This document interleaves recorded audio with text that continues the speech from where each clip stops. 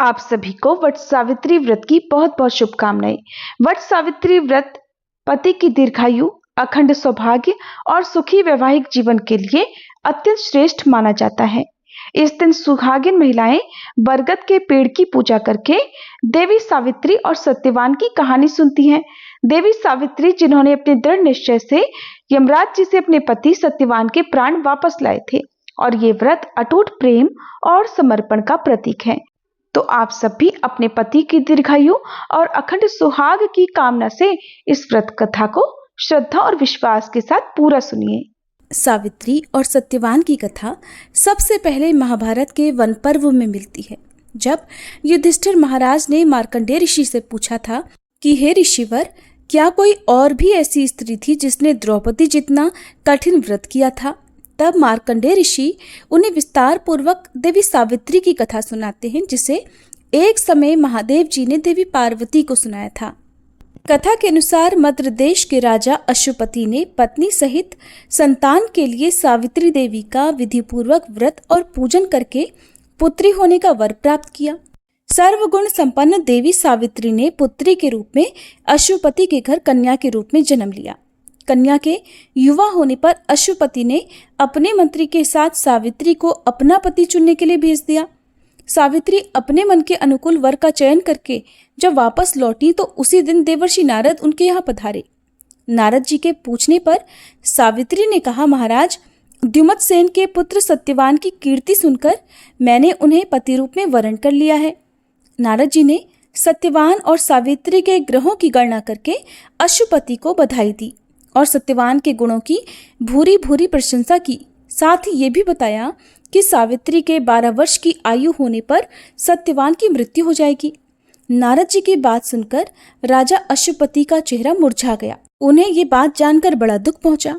तब उन्होंने अपनी पुत्री सावित्री से किसी अन्य को अपना पति चुनने की सलाह दी, किंतु सावित्री ने उत्तर दिया कि पिताजी, आर्य कन्या होने के नाते जब मैं सत्यवान का वरण कर चुकी हूँ तो अब वे चाहे अल्पायु हो या दीर्घायु, मैं किसी अन्य को अपने हृदय में स्थान नहीं दे सकती। देवी सावित्री ने नारद जी से सत्यवान की मृत्यु का समय ज्ञात कर लिया। कुछ समय के बाद सत्यवान और सावित्री का विवाह हो गया।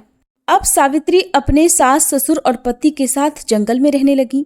नारद जी द्वारा बताए हुए दिन से 3 दिन पहले से ही सावित्री ने उपवास शुरू कर दिया। नारद जी द्वारा निश्चित तिथि को जब सत्यवान लकड़ी काटने के लिए वन को चले तो सास ससुर से आज्ञा लेकर सावित्री भी सत्यवान के साथ साथ चल पड़ी। सत्यवान वन में पहुंचकर लकड़ी काटने के लिए वृक्ष पर चढ़े। वृक्ष पर चढ़ने के बाद उनके सिर में भयंकर पीड़ा होने लगी। सत्यवान पेड़ से किसी तरह नीचे उतरे। सावित्री ने उन्हें वट के पेड़ के नीचे लिटाकर उनका सिर अपनी गोद में रख लिया। सावित्री समझ गई थी कि अब उनके पति की मृत्यु का समय नजदीक आ पहुंचा है, किंतु वे बिल्कुल भी विचलित नहीं हुई। देखते ही देखते यमराज जी ने ब्रह्मा जी के विधान के रूपरेखा को सावित्री के सामने स्पष्ट किया और सत्यवान के प्राणों को लेकर चल पड़े। कहीं कहीं पर कुछ कथाओं में ऐसा भी उल्लेख मिलता है कि वटवृक्ष के नीचे लेटे हुए सत्यवान को सांप ने डस लिया था। सावित्री सत्यवान को वटवृक्ष के ही नीचे लिटाकर यमराज के पीछे पीछे चल पड़ी। पीछे आती हुई सावित्री को यमराज ने वापस लौट जाने का आदेश दिया, किंतु देवी सावित्री ने विनम्रता पूर्वक कहा कि महाराज, जहां पति जाते हैं वहीं पर पत्नी को भी जाना चाहिए।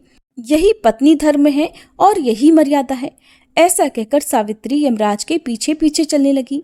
सावित्री की धर्मनिष्ठा से प्रसन्न होकर यमराज बोले कि पति के प्राणों के अलावा कुछ भी मांग लो। सावित्री ने यमराज से अपने सास ससुर के आंखों की ज्योति और दीर्घायु मांगी। यमराज तथास्तु कहकर आगे बढ़ गए। सावित्री फिर भी यमराज जी का पीछा करती रही, उनके पीछे पीछे चलती रही। यमराज ने अपने पीछे आती सावित्री से फिर वापस लौट जाने का आग्रह किया तो सावित्री बोली कि प्रभु, पति के बिना नारी के जीवन की कोई सार्थकता नहीं होती। यमराज जी ने अब की बार भी सावित्री के पतिव्रत धर्म से खुश होकर फिर से वरदान मांगने को कहा। इस बार उन्होंने अपने ससुर का खोया हुआ राज्य वापस दिलाने की प्रार्थना की। तब तथास्तु कहकर यमराज जी आगे चल पड़े। सावित्री अब भी यमराज जी के पीछे पीछे चलती रही। इस बार सावित्री ने यमराज जी से 100 पुत्रों की मां बनने का वरदान मांगा। पहले की तरह ही तथास्तु कहकर जैसे ही यमराज जी आगे बढ़े, सावित्री हाथ जोड़कर खड़ी हो गई और कहने लगी, प्रभु, अभी अभी आपने मुझे 100 पुत्रों की माँ होने का आशीर्वाद दिया है, किंतु पति के बिना मैं माँ किस प्रकार बन सकती हूँ? अपना यह तीसरा वरदान पूरा कीजिए। तब सावित्री की धर्मनिष्ठा, ज्ञान, विवेक और पतिव्रत धर्म की बात जानकर यमराज जी ने सत्यवान के प्राणों को अपने पाश से स्वतंत्र कर दिया। सावित्री सत्यवान के प्राणों को लेकर वटवृक्ष के नीचे पहुंच गई, जहां सत्यवान का मृत शरीर रखा हुआ था। सावित्री ने वटवृक्ष की परिक्रमा की तो सत्यवान जीवित हो उठे। तब सावित्री अपने पति सत्यवान के साथ अपने सास ससुर के पास पहुंची तो उन्हें नेत्र ज्योति मिल गई थी। इसके बाद उनका खोया हुआ राज्य भी उन्हें मिल गया। आगे चलकर सावित्री 100 पुत्रों की मां भी बनी। इस प्रकार चारों दिशाएं सावित्री के पतिव्रत धर्म के पालन की कीर्ति से गूंज उठी। तभी से वट सावित्री व्रत रखने की परंपरा प्रारंभ हो गई। ये थी वट सावित्री व्रत कथा।